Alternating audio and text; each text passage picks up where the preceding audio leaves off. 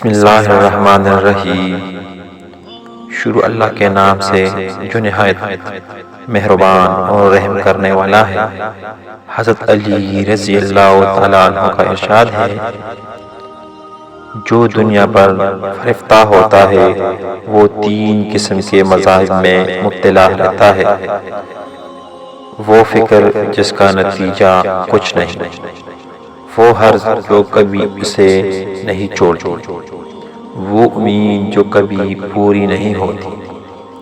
حضرت علی رضی اللہ تعالیٰ عنہ نے ارشاد فرمایا، دنیا آخرت سے دور کرنے والی ہے۔ دنیا دار کو جب اس کے حصول کا کوئی راستہ ملتا ہے تو اس کے حرض بڑھ جاتی ہے، وہ اس پر عاشق ہو جاتا ہے۔ بے شمار حریص ایسے ہیں کہ ان کے حرض انہیں مار ڈالتا ہے۔ ہر لالچی بلاؤں میں مبتلا اور ہر حریص ہمیشہ فقیر رہتا ہے۔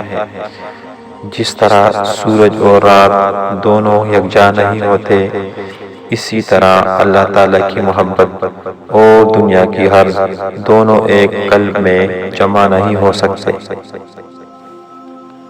حرض ایسی بلا ہے جو اسے اپنا لباس بناتا ہے، وہ رسوا ہوتا ہے۔